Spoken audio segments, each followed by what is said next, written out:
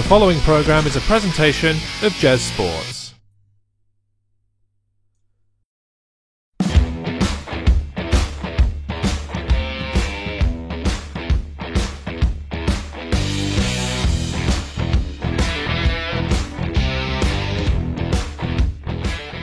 Hello again everyone and welcome back to the main roster. Back in action after a week of illness, a plague on my house. It was very difficult to get anything done last week, unfortunately, so the podcast took a hit. That said, you may have noticed earlier in the week that we revealed a special Survivor Series-based episode. We covered all of the events of Survivor Series in under 15 minutes, which I do find quite impressive, if I do say so myself. This week, then, having missed a little bit of the action last week, we're going to cover the main points from this week's Raw and SmackDown, but also reference anything important that happened last week to make sure that no content was missed, as it were. There's a lot to talk about, so let's get right into SmackDown that started with Roman Reigns. The show kicked off with an extremely long entrance for Roman Reigns. I'm guessing so that the commentators could have time to describe what had happened between Reigns and Baron Corbin during the Survivor Series match on Sunday. Once he got to the ring, Roman Reigns thanked his Survivor Series team of Ali, Shorty G and Braun Strowman, but then pointed out that there was one dummy on the team and called out Baron Corbin. Baron Corbin said some stuff, I lost interest, and then he called out Robert Roode to fight in his stead. Obviously, Baron Corbin is not going to face Roman Reigns. He is playing the cowardly heel act. In all fairness, and no real disrespect is meant towards Robert Roode and Roman Reigns, this was a boring match. The kinds of matches where distraction reigns supreme aren't really that entertaining in my book, and that's exactly what we saw from Ziggler and Corbin outside the ring, while Robert Roode did his best to put on a good match with Roman Reigns. After the match, Ziggler leads an attack on Roman Reigns.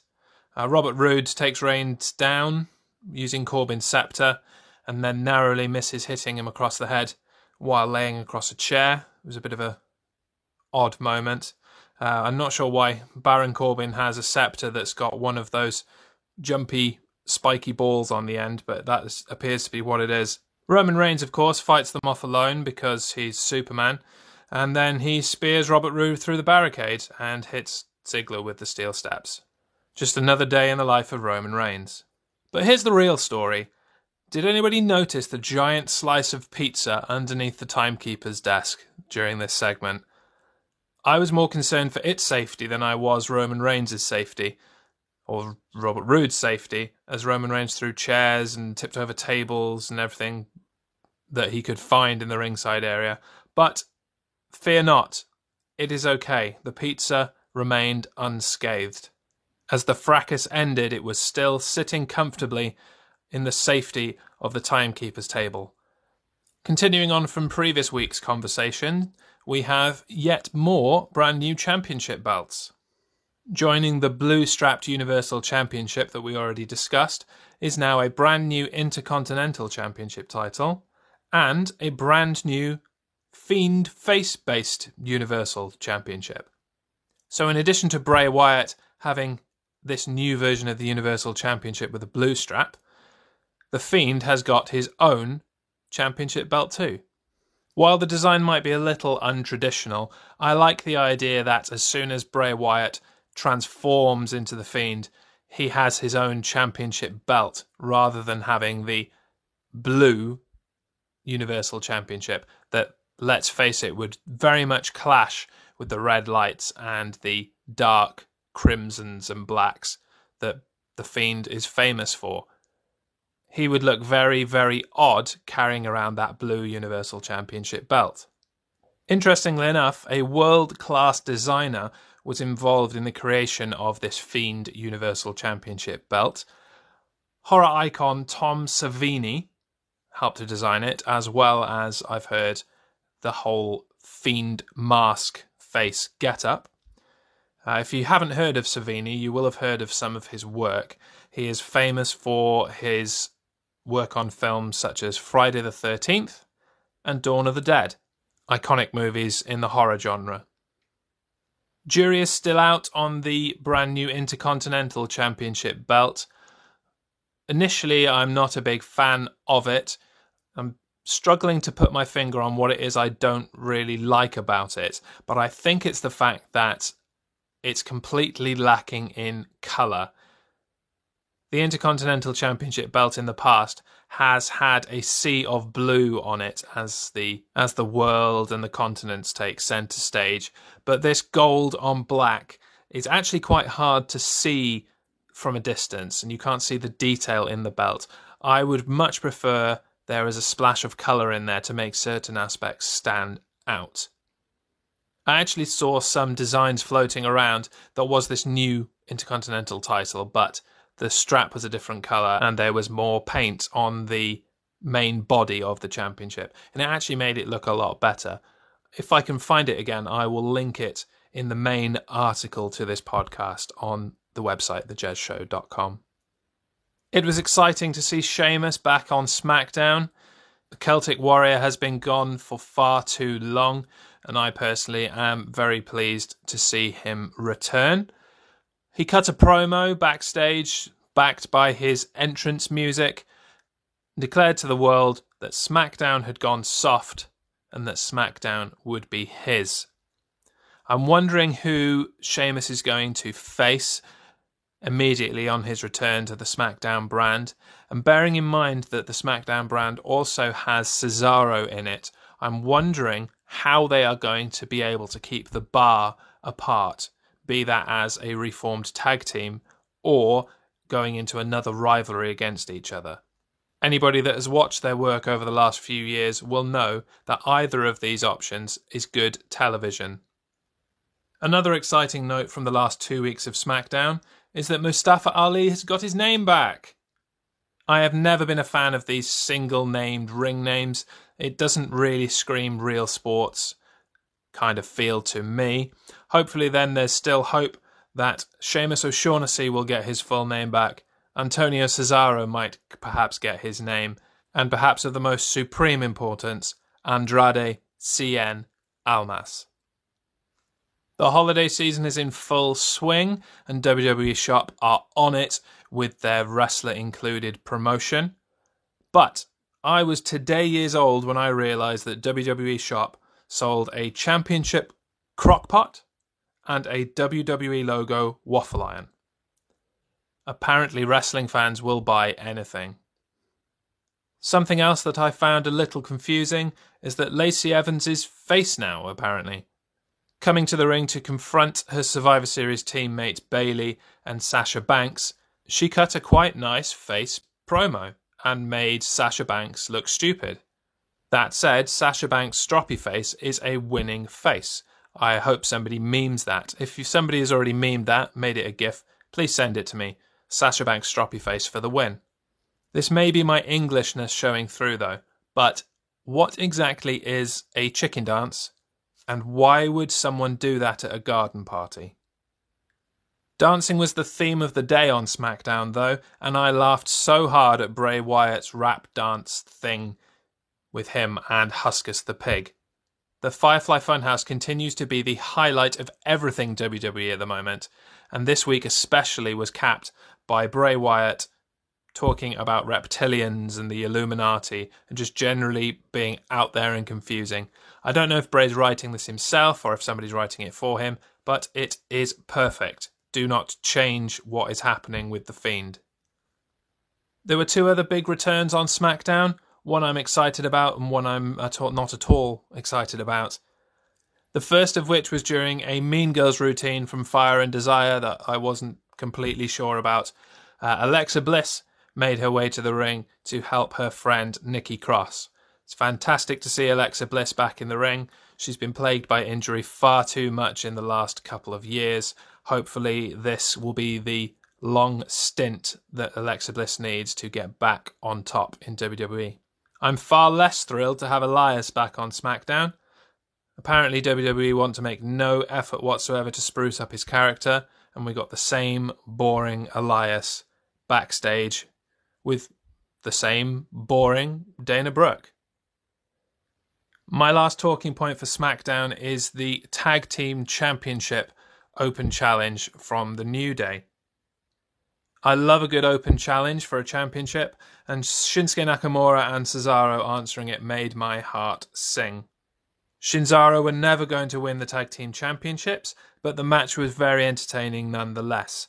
I would like to see more open challenges for the Tag Team Championships from the New Day going forward on SmackDown.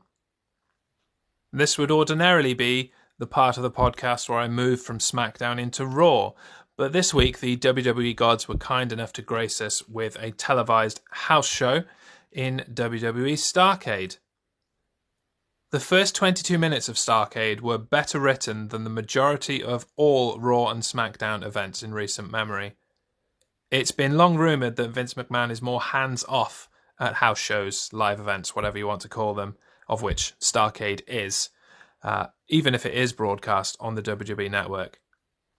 The Kevin Owens show featuring Ric Flair was a fantastic way to kick off the show, but I think the main highlight of that whole segment was Byron Saxton's demonstration that he cannot clap.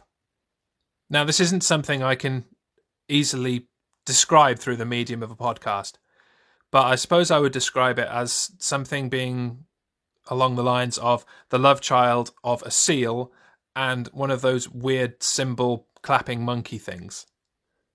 Just go watch it, seriously. It was an entertaining Fatal 4-Way tag team match for the Women's Tag Team Championships. I'd like to see more title matches like this on television and on pay-per-view. The titles very, very, very rarely change at house shows, so it's no shock that the Kabuki Warriors and their swanky new entrance music picked up the win. And then what had been a fairly entertaining show took a major nosedive with more stupid nonsense about restraining orders or something. I don't know, I fell asleep. This led to an impromptu match between Lashley and Kevin Owens. It's good to see Lashley in the ring for an extended period of time without Lana promoing badly next to him. This was a good little match with Owens to send the crowd home happy.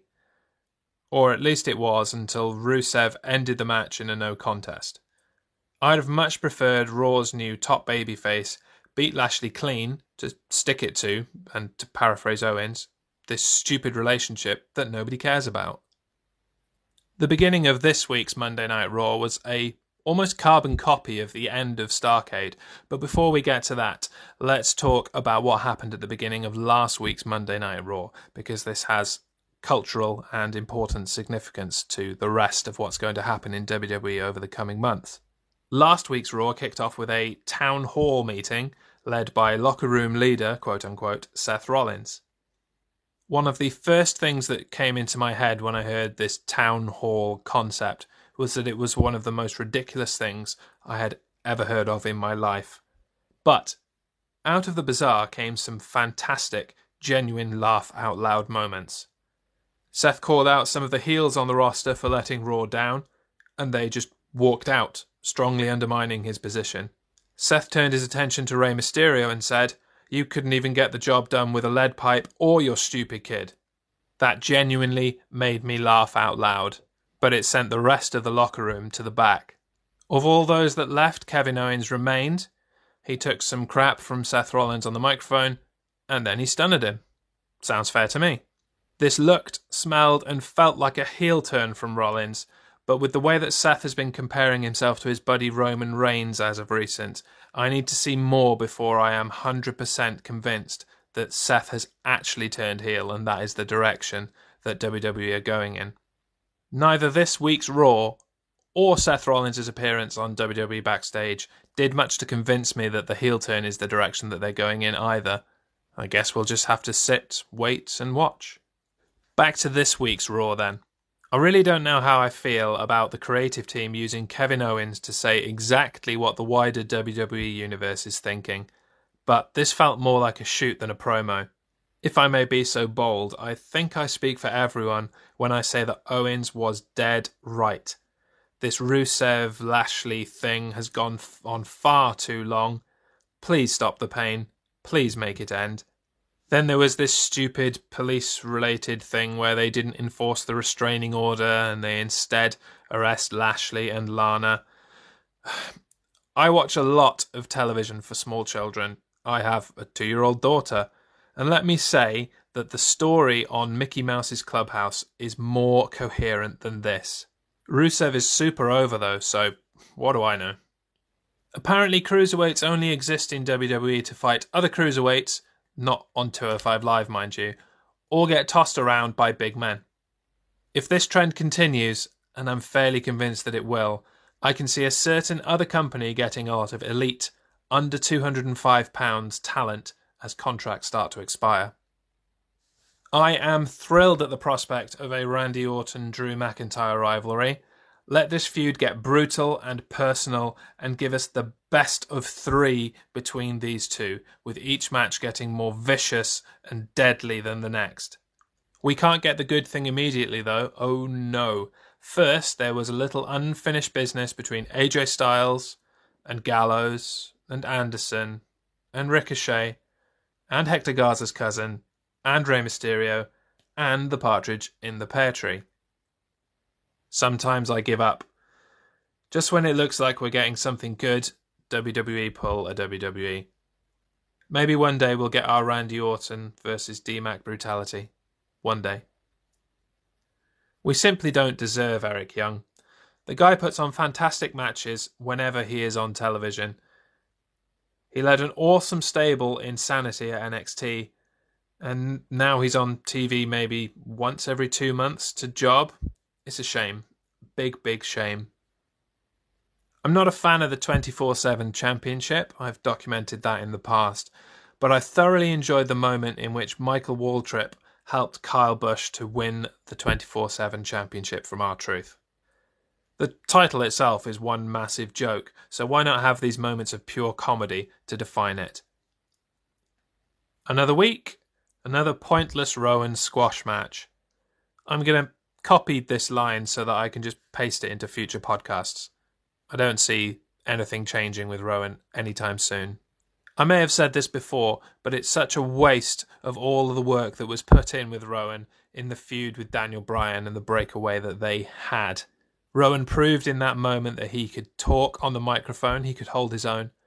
He is credible in the ring in his own right. He's got a great moveset. He's got great presence. He moves well. There's a lot to like about him in the ring. The squash matches do very, very little to develop his character. And the more time he spends talking to empty cages is the more time that viewers like me are going to turn off their televisions and move away from this character. Give him someone to fight. Hell, make somebody bigger and stronger than Rowan turn up and have a look in the cage. Give Rowan somebody to contend with that it's not going to take less than 3 minutes to dispatch. That's all I'm asking. I enjoyed everything about the Kabuki Warriors versus Charlotte handicap match.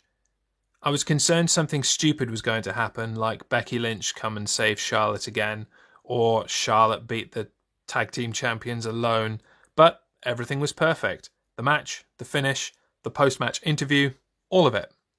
WWE done right on this one. Not done right, though, the men's tag team championships. There are 4,003 people on the Raw roster, and they're bringing in local jabronis to be squashed by the War Viking Machine Raider experience, instead of developing credible opposition for them. It's just wasted television time. We don't need squash matches on 3-hour television shows. The main event of Monday Night Raw was a 6-man tag team match. This featured the OC against Ricochet, Humberto Carrillo, and the brand new United States champion, Rey Mysterio. Rey Mysterio won the WWE United States Championship on last week's Raw. And after a weekend of multi-man matches on NXT TakeOver War Games and on the Survivor Series, on Raw we got another multi-man match. Yay! Not only that, but it led to a match in which Rey Mysterio won the US Championship. What possible good does the US Championship do for Rey Mysterio? Or vice versa? The message is wrong. The message says, it's okay, Rey. You weren't good enough to be WWE Champion, but here's a consolation prize. The whole debacle ate into the majority of Raw's second hour last week, all to give us a result that was less than Rey becoming WWE champion. What's the point? Sure, he might have some good matches with mid-card talent while he's US champion, but largely he doesn't need the belt doesn't need him. No real impact is going to be made when he eventually loses the championship. It's just a head-scratcher, to me. Sidestepping back into the close of this week's Raw then, the six-man tag team match was fine. It was a six-man tag team match. I wasn't really expecting too much from it. A six-man tag team match to end Raw is what it is.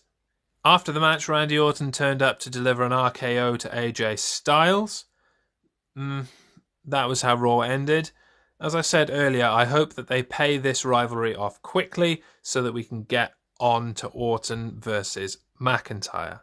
All in all, an okay week of WWE television. Nothing special, nothing to really be offended about, except for the continuation of the tired and boring Rusev, Lana, Lashley nonsense. Did I mention, please stop the pain? So that about wraps up another week of the main roster. I'd like to take this time to thank everybody that has been listening to the podcast so far. I very much appreciate your support. Keep listening to the main roster across all our platforms. Subscribe on various different podcast listening things. Google Podcasts, Apple Podcasts, you name it, we're probably on there. Just search us out. I'll be back next week with more Raw and SmackDown action. And until next time, stay easy breezy.